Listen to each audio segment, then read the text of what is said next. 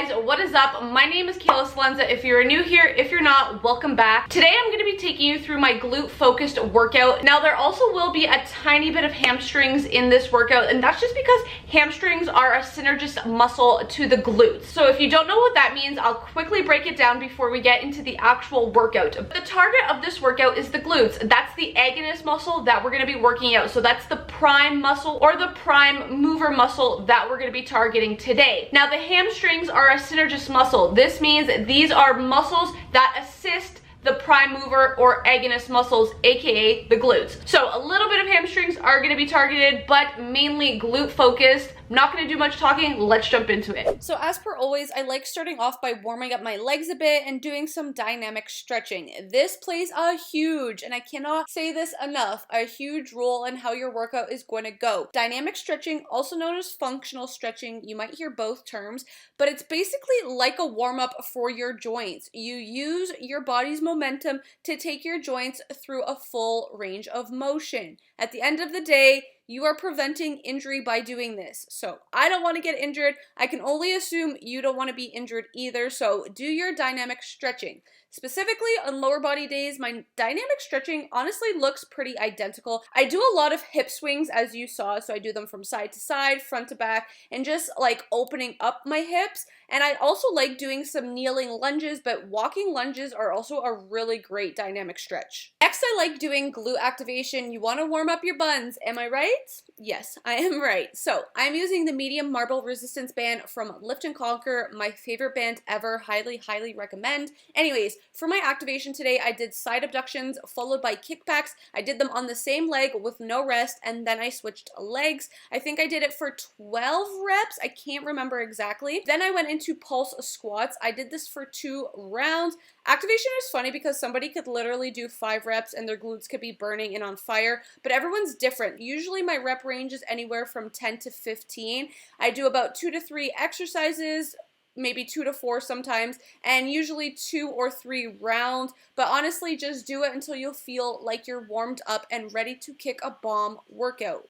Now we're getting into the goodies of the workout itself. I always like starting my workouts with my compound exercises. If you're unfamiliar with what a compound exercise is, it just means that it is an exercise that works several muscles at once. So for lower body, compound exercises include hip thrusts, squats, and deadlifts.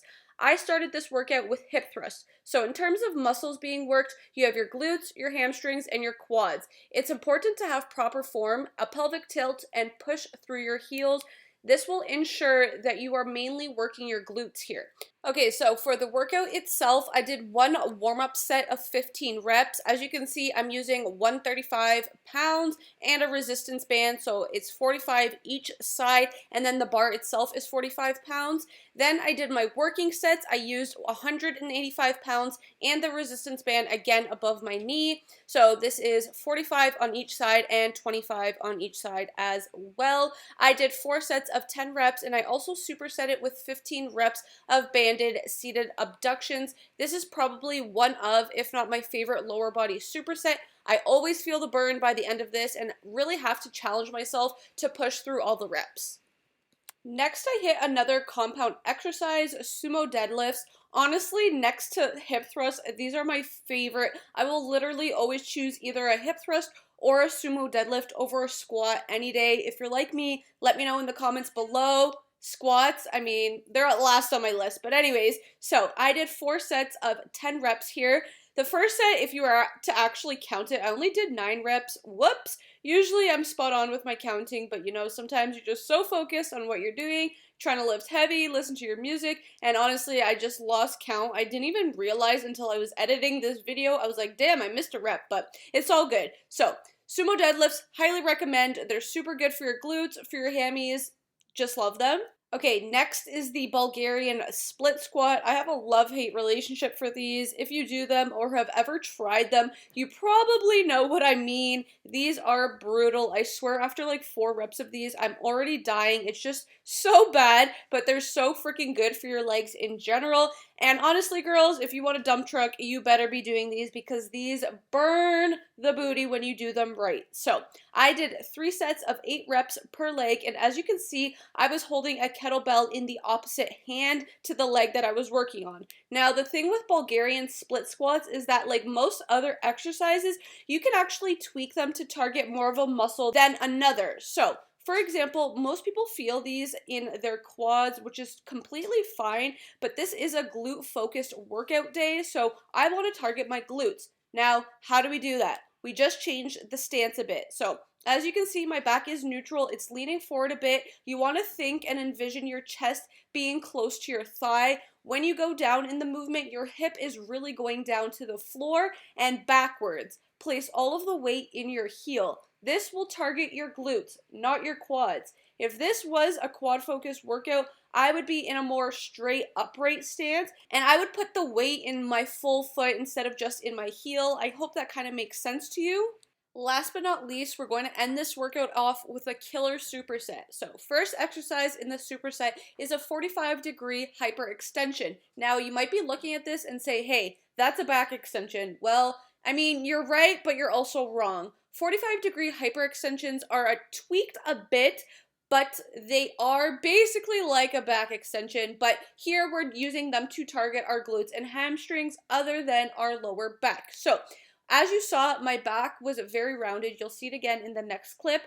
It's not neutral at all. I'm not swinging up high like you would in a back extension. I keep my head down, back rounded, and I only came up to a 45-degree angle. This is another perspective so you can kind of see what I'm talking about. You can definitely do this body weight, but I like to hold a 25-pound plate. It's just added challenge for me.